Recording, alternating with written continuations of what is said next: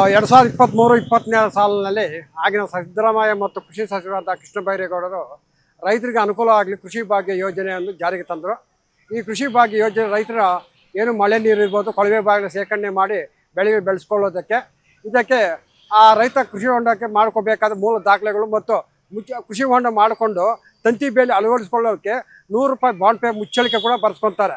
ಇವತ್ತು ನಮ್ಮ ಕೋಲಾರ ಜಿಲ್ಲೆಯಲ್ಲಿ ಒಟ್ಟು 17,000 ಕೃಷಿ ಹೊಂಡಗಳು ನಿರ್ಮಾಣ ಮಾಡ್ಕೊಂಡಿದ್ದಾರೆ. ಅದರಲ್ಲಿ ಅರ್ಧಕ್ಕರ್ಧ ಜನ ಕೃಷಿ ಹೊಂಡಗಳು ತಂತಿ ಬೇಲಿ ಹಾಕ್ಕೊಂಡಿಲ್ಲ. ಇದುವರೆಗೂ ಏನು ಕೃಷಿ ಹೊಂಡಗಳಲ್ಲಿ 482 ಜನ GR ಆರ್ಥೋಪೆಡಿಕ್ಸ್ ಕೋಲಾರ್ ಮೂಳೆ ಚಿಕಿತ್ಸಾ ಕೇಂದ್ರ ಅತ್ಯಾಧುನಿಕ ತಂತ್ರಜ್ಞಾನ ಬಳಸಿ ಎಲ್ಲ ಮೂಳೆ ಸಂಬಂಧಿ ಸಮಸ್ಯೆಗಳಿಗೆ ಪರಿಹಾರ. ಜಾಯಿಂಟ್ ರಿಪ್ಲೇಸ್ಮೆಂಟ್, ಸ್ಪೋರ್ಟ್ಸ್ ಸಂಬಂಧಿ ಸಮಸ್ಯೆಗಳು, ಮೂಳೆ ಮುರಿತ, ಸ್ಪೈನ್ ಶಸ್ತ್ರಚಿಕಿತ್ಸೆಗಾಗಿ ನುರಿತ ಮೂಳೆ ತಜ್ಞರನ್ನು ಸಂಪರ್ಕಿಸಲು 7022532255ಕ್ಕೆ ಹಿಂದೆ ಕರೆ ಮಾಡಿ. ಮತ್ತು ವೃದ್ಧರು ಬಲಿ ಪಡೆದುಕೊಂಡಿದ್ದಾರೆ. ಇದಕ್ಕೆಲ್ಲ ಕಾರಣ ಇಲಾಖೆ ಅಧಿಕಾರಿಗಳು ಎಷ್ಟೇ ಪ್ರಚಾರ ಮಾಡಿದ್ರು ಕೃಷಿ ಹೊಂಡ ರೈತರು ತಂತಿ ಬೇಲಿ ಅಳವಡಿಕೆ ಮಾಡಿಕೊಂಡಿಲ್ಲ. ಈಗಾಗಲೇ ನಿನ್ನೆ ಮಾಲೂರು ತಾಲೂಕು ಟೇಕಲ್ ಹೋಬಳಿಯಲ್ಲಿ ಬಡಪಾಯಿ ರೈತನೊಬ್ಬ ರೈತ ಮತ್ತು ಮಕ್ಕಳು ಕೃಷಿ ಹೊಂಡದಲ್ಲಿ ಸತ್ತಿರೋ ಘಟನೆ ಘೋರ ಅಪರಾಧವಾಗಿದೆ.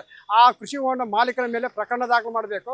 ಮತ್ತು ಶ್ರೀನಿವಾಸಪುರ ತಾಲೂಕಲ್ಲಿ 15 ದಿವಸಗಳ ಹಿಂದೆ 7 ಜನ ಕೃಷಿ ಹೊಂಡಗಳಲ್ಲಿ ಸತ್ತಿದ್ದಾರೆ. ಆದರೆ ನಿನ್ನೆ ಜಿಲ್ಲಾಧಿಕಾರಿಗಳು ಏನು ಕೃಷಿ ಹೊಂಡ ರೈತರು ತಂತಿ ಬೇಲಿ ಹಾಕದೇ ಇರುವಂಥ 7 ದಿವಸಗಳಲ್ಲಿ ಮುಚ್ಚುವಂತೆ ಆದೇಶ ಮಾಡಿದ್ದಾರೆ. ನಾನು ಜಿಲ್ಲಾಧಿಕಾರಿಗಳ ಆದೇಶದ ಮೇರೆಗೆ ಇಷ್ಟೇ ಅಲ್ಲ, ಹೊಸದಾಗಿ ನಮ್ಮ ಕೋಲಾರ ಜಿಲ್ಲೆಗೆ SP ಆಗಮಿಸಿರುವಂಥ ಈ ಕೃಷಿ ಹೊಂಡಗಳಲ್ಲಿ ಸಾವಪ್ಪಿರುವಂಥ ಯಾವ ತಂತಿ ಬೇಲಿ ಹಾಕದೇ ಇರುವಂಥ ಆ ಠಾಣೆಗಳಲ್ಲಿ FIR ಮಾಡ್ಕೊಳ್ಳೋಕೆ ಕೂಡ ಅವ್ರಿಗೆ ಅಧಿಕಾರ ಇದೆ. ರೈತರ ಮೇಲೆ FIR ಮಾಡಬೇಕು. ಯಾಕೆ ಅಂದರೆ ಮಗು ಕೃಷಿ ಹೊಂಡ ಸತ್ತಾಗ ಯಾರು ಅವ್ರಿಗೆ ಪರಿಹಾರ ಕೊಡಬೇಕು? ಆ ರೈತರಿಂದ ಪರಿಹಾರ ಕೊಡಬೇಕು. ಈಗಾಗಲೇ ಜಿಲ್ಲಾಧಿಕಾರಿಗಳು ಆದೇಶ ಮಾಡಿರುವಂಥ ಸ್ವಾಗತ ಮಾಡ್ತೇನೆ. ಹೆಚ್ಚಿನ ಈ ಕೃಷಿ ಹೊಂಡಗಳು ಎಲ್ಲೆಲ್ಲಿ ನಿರ್ಮಾಣ ಮಾಡಿಕೊಂಡು ತಂತಿ ಬೇಲಿ ಇರೋದಕ್ಕೆ ಕಟ್ಟುನಿಟ್ಟು ಕ್ರಮ ಮಾಡಬೇಕು. ಜಿಲ್ಲಾ ಪೊಲೀಸ್ ವರಿಷ್ಠಾಧಿಕಾರಿಗಳು ಮತ್ತು DC ಇಲಾಖೆ ಅಧಿಕಾರಿಗಳು ಇದಕ್ಕೆ ನೇರವಾಗಿ ಆ ರೈತರ ಮೇಲೆ FIR ಕೂಡ ಮಾಡಬೇಕು ಸರ್.